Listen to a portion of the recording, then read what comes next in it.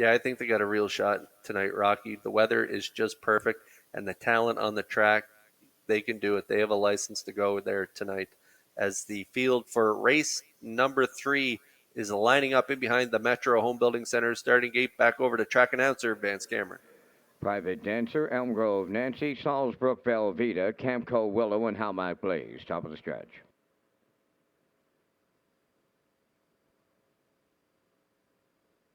Here they come.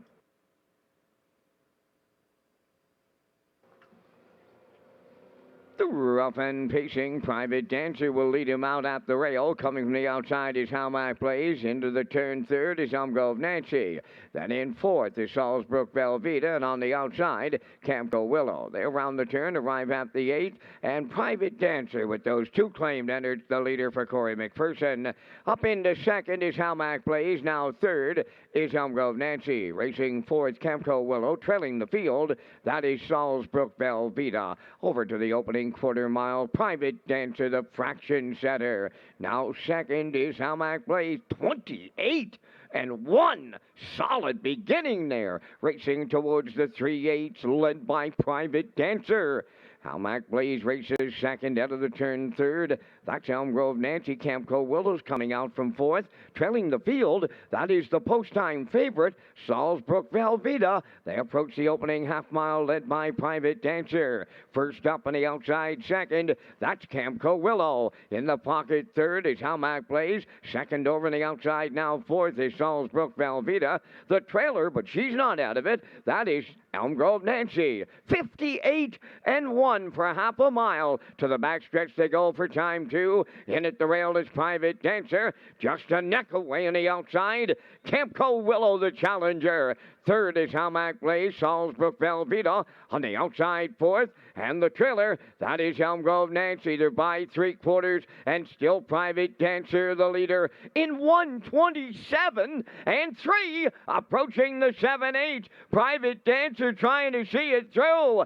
In between horses, Camco Willow. Howmack Blaze at the rail. Salisbrook Velveeta coming on the far outside. Down the stretch they come. Private Dancer almost there. Salisbrook Velveeta running out of time. It is Private Dancer to double up Corey McPherson. Salisbrook Velveeta was second. Howmack Blaze third. The mile in 1:58 flat.